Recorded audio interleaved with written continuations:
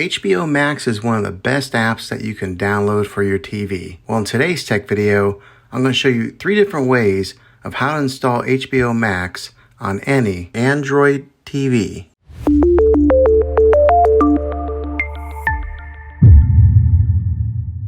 It can be really frustrating if you want to watch some of the great content that is on HBO Max and you find that your TV is unable to download it. At the time of this recording, HBO Max is only available on certain brands of TVs.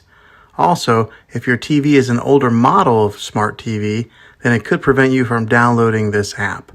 So the way that I'm going to show you how to install HBO Max will be able to work on any model of TV on any year of TV.